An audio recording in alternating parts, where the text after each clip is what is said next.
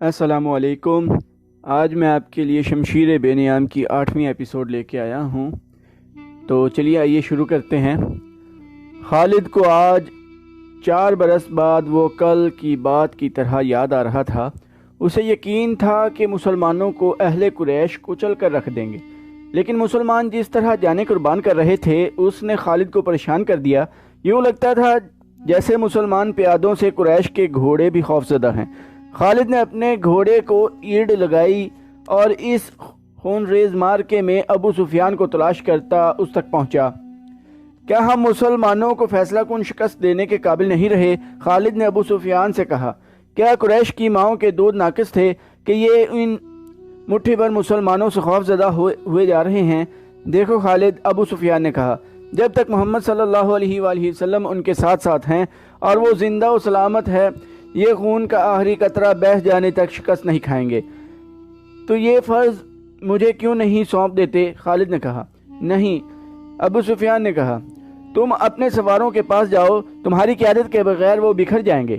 محمد صلی اللہ علیہ وآلہ وسلم اور اس کے ساتھیوں پر حملہ کرنے کے لیے میں پیادے بھیج رہا ہوں۔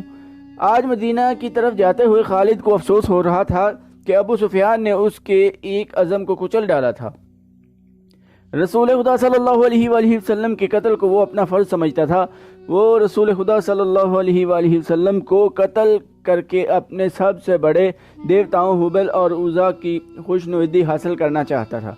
اس نے اپنے سالار کا حکم ماننا ضروری سمجھا اور اپنے سوار دستے کی طرف چلا گیا۔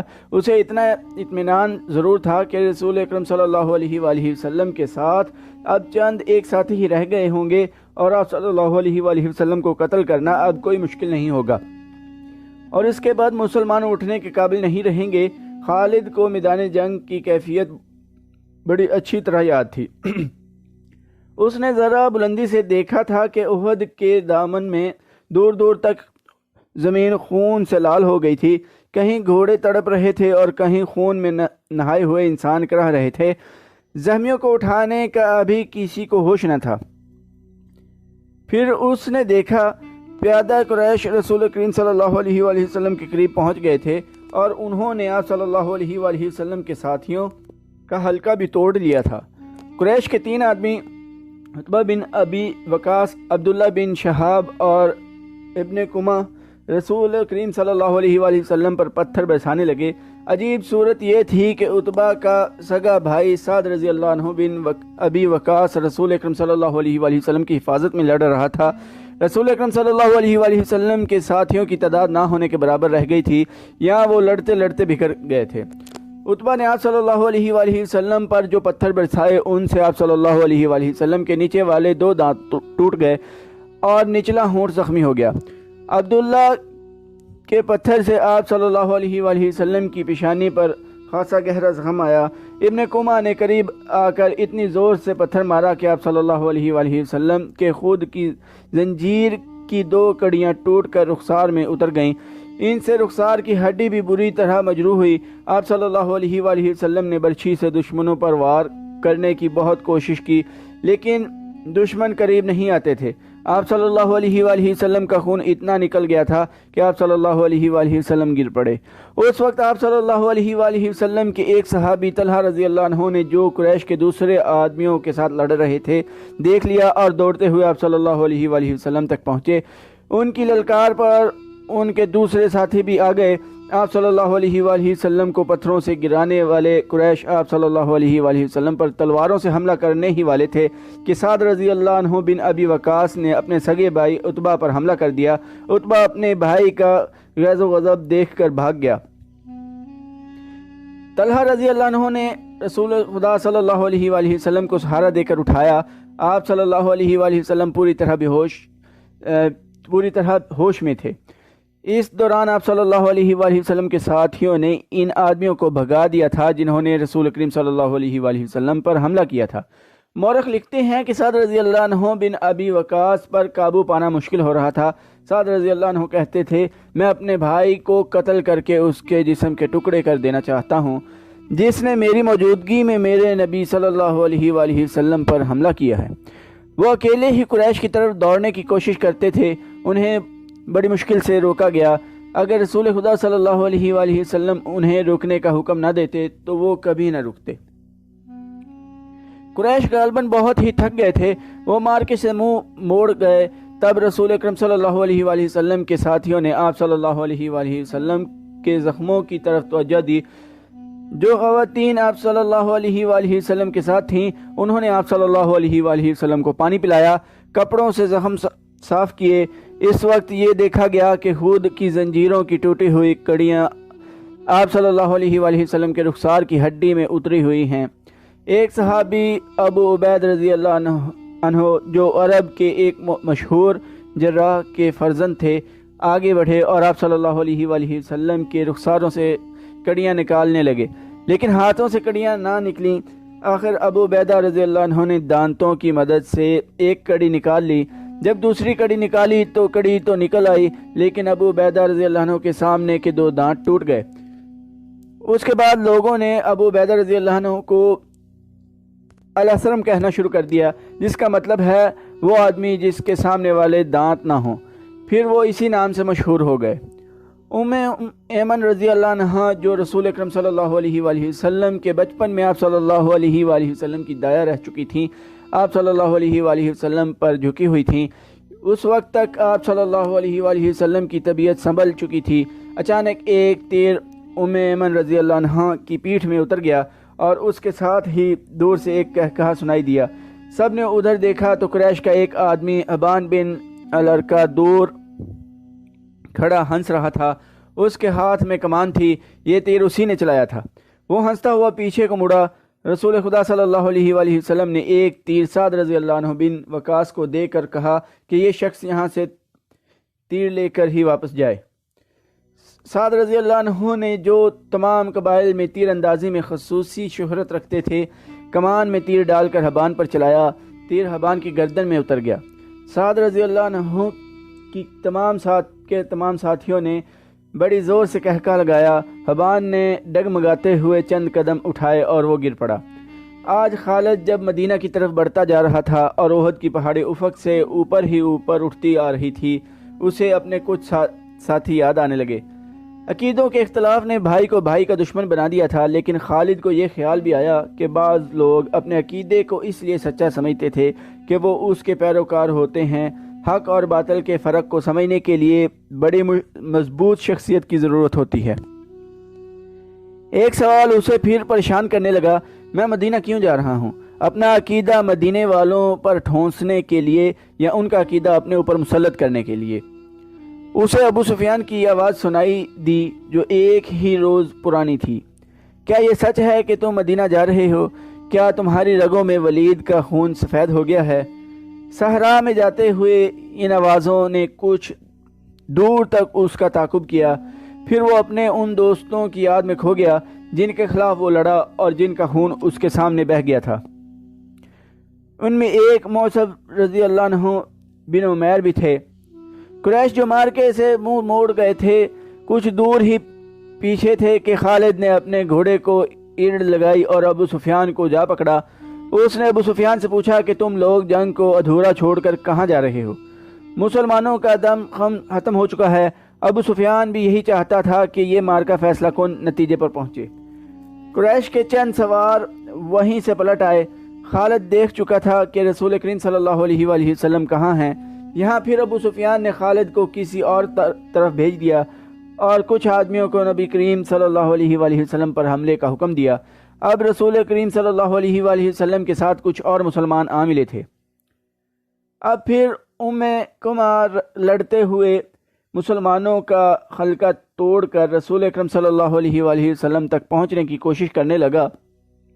اس وقت رسول اکرم صلی اللہ علیہ وآلہ وسلم کے پاس موصب رضی اللہ عنہ بن عمیر کھڑے تھے اور عمارہ رضی اللہ عنہ اپنے قریب پڑے ہوئے 2-3 زخمیوں کو پانی پلا رہی تھیں۔ انہوں نے جب قریش کو ایک بار پھر حملے کے لیے آتے دیکھا تو زخمیوں سے ہٹ کر انہوں نے ایک زخمی کی تلوار اٹھا لی اور قریش کے مقابلے میں ڈٹ گئیں۔ قریش کا سب سے پہلا سوار جو ان کے قریب آیا اس تک وہ نہیں پہنچ سکتی تھیں، اس لیے انہوں نے تلوار سے اس کے گھوڑے پر ایسا وار کیا کہ گھوڑا گر پڑا۔ سوار گھوڑے کے दूसरी तरफ गिरा। अमारा रज़ी अल्लाह अन्हा ने घोड़े के ऊपर से कूद कर कुरैश के उस आदमी पर वार किया और उसे ज़ख्मी कर दिया। वो उठा और भाग गया। मौसब रज़ी अल्लाह अन्हु बिन उमैर की कुतबत और शक्ल सूरत में रसूल करीम सल्लल्लाहु अलैहि वसल्लम के साथ नुमाया मुशाबिहत थी। इब्ने मुसाब रज़ी अल्लाह अन्हु को रसूल खुदा सल्लल्लाहु अलैहि वसल्लम समझ कर उन पर हमला आवर हुआ। मौसब रज़ी अल्लाह अन्हु तैयार थे। उन्होंने इब्ने कमा का मुकाबला किया। कुछ देर दोनों में तैगज़नी हुई, लेकिन इब्ने कमा का एक वार मौसब रज़ी अल्लाह अन्हु पर ऐसा भरपूर पड़ा कि वो गिरे और शहीद हो गए। अमारा रज़ी अल्लाह अन्हा ने मौसब रज़ी अल्लाह अन्हु को गिरते देखा। गैज़ व गज़ब से इब्ने कमा पर तलवार का वार किया, लेकिन इब्ने कमा ने ज़रा पहन रखी थी और वार करने वाली एक औरत थी, इसलिए इब्ने कमा को कोई ज़ख्म ना आया। इब्ने कमा ने अम्मारा रज़ी अल्लाह अन्हा के कंधे पर भरपूर वार किया, जिससे वो शदीद ज़ख्मी होकर गिर पड़ी। उस वक्त रसूल करीम सल्लल्लाहु अलैहि वसल्लम जो करीब ही थे, इब्ने कमा की तरफ बढ़े, लेकिन इब्ने कमा ने पैंतरा बदल कर आप सल्लल्लाहु अलैहि वसल्लम पर ऐसा वार किया जो आपके खुद पर पड़ा। तलवार खुद से फिसल कर आपके कंधे पर लगी। आप सल्लल्लाहु अलैहि वसल्लम के बिल्कुल पीछे एक गड्ढा था। आप ज़ख्म खाकर पीछे हटे और गड्ढे में गिर पड़े। इब्ने कमा ने पीछे हटकर गला फाड़ कर कहा, मैंने मोहम्मद सल्लल्लाहु अलैहि वसल्लम को कत्ल कर दिया है। वो यही नारे लगाता मैदान जंग में घूम गया। उसकी आवाज़ कुरैश ने भी सुनी और मुसलमानों ने भी। कुरैश को तो खुश होना ही था, मुसलमानों पर उसका बड़ा तबाहकुन असर हुआ। वो हौसला हार बैठे और ओहद की पहाड़ी की तरफ भागने लगे। अपने नबी की शदाइयों भागते हुए मुसलमानों को एक ललकार सुनाई दी, अगर नबी सल्लल्लाहु अलैहि वसल्लम ना रहे तो लानत है हम पर कि हम भी जिंदा रहें। तुम कैसे शदाई हो कि नबी करीम सल्लल्लाहु अलैहि वसल्लम की शहादत के साथ ही तुम मौत से दूर डर कर भाग रहे हो। मुसलमान रुक गए। इस ललकार ने उन्हें आग बगोला कर दिया। वो प्यादा थे, लेकिन उन्होंने कुरैश के घोड़सवारों पर हमला कर दिया। ये हमला खालिद और अकरमा के घोड़सवारों पर हुआ था। खालिद को आज याद आ रहा था कि उसके हाथों कितने ही मुसलमानों का खून बह गया था। इनमें एक रफ़ा रज़ी अल्लाह बिन वकश भी थे। खालिद के दिल में दर्द की एक ठेस सी उठी। उसे कुछ ऐसा एहसास होने लगा जैसे वो बेमकसद खून बहाता रहा है, लेकिन उस वक्त वो मुसलमानों को अपना बदतरीन दुश्मन समझता था। अब मुसलमानों का दम खम टूट चुका था। प्यादे घुड़सवारों का मुकाबला कब तक करते। वो मजबूर होकर पहाड़ी की तरफ पसपा होने लगे। रसूल अकरम सल्लल्लाहु अलैहि वसल्लम भी अपने साथियों के साथ एक तंग सी वादी की तरफ जा रहे थे। जिस तरह मुसलमानों ने माल गनीमत के लालच में अपना मोर्चा छोड़ दिया और जंग का पांसा अपने खिलाफ पलट दिया था, उसी तरह अब कुरैश के आदमी मुसलमानों की लाशों पर और तड़पते हुए ज़ख्मियों पर माल गनीमत इकट्ठा करने के लिए टूट पड़े। इनमें से कुछ कुरैश रसूल अकरम सल्लल्लाहु अलैहि वसल्लम के ताक़ुब में चले गए, लेकिन आपके साथियों ने उन पर ऐसी बेजिगरी से हल्ला बोला कि इनमें से ज़्यादातर कुरैश को जान से मार डाला और जो बच गए वो भाग उठे। रसूल अकरम सल्लल्लाहु अलैहि वसल्लम एक बुलंद जगह पहुँच गए। आप सल्लल्लाहु अलैहि वसल्लम ने वहाँ से सूरत हाल का जायज़ा लिया। आप सल्लल्लाहु अलैहि वसल्लम के 30 सहाबा रज़ी अल्लाह अन्हुम में से 16 शहीद हो चुके थे। जो 14 जिंदा थे उनमें ज़्यादातर ज़ख्मी थे। आप सल्लल्लाहु अलैहि वसल्लम ने बुलंदी से मैदान जंग का जायज़ा लिया। आपको कोई मुसलमान नज़र नहीं आ रहा था।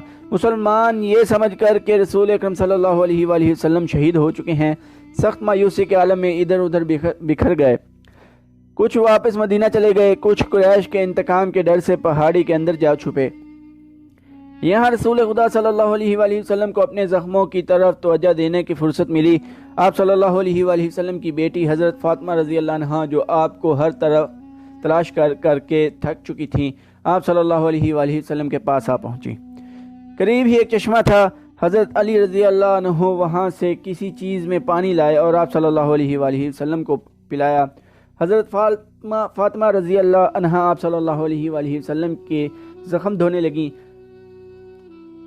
वो सिसक सिसक कर रो रही थी।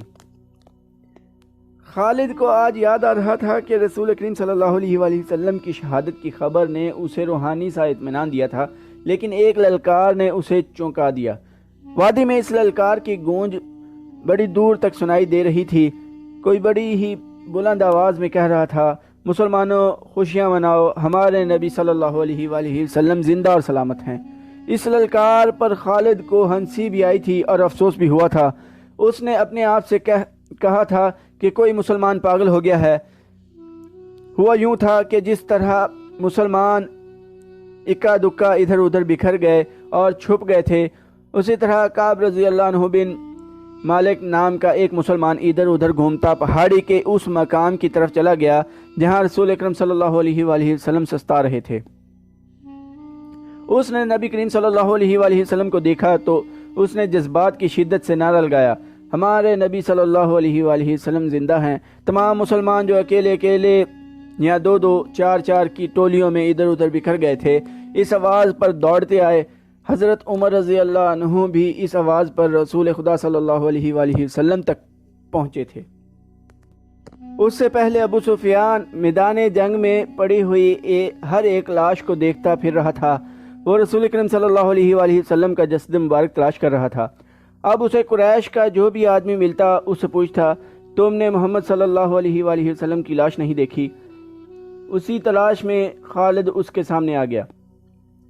دوستو، آج کی سٹوری ادھر ہی ختم کرتے ہیں، اس سے آگے نیکسٹ ایپیسوڈ میں سنیں گے انشاءاللہ۔ چینل کو سبسکرائب کر دیں، لائک اور کمنٹ کرنا نہ بھولیے گا۔ ٹائم دینے کے لیے شکریہ۔ اللہ حافظ۔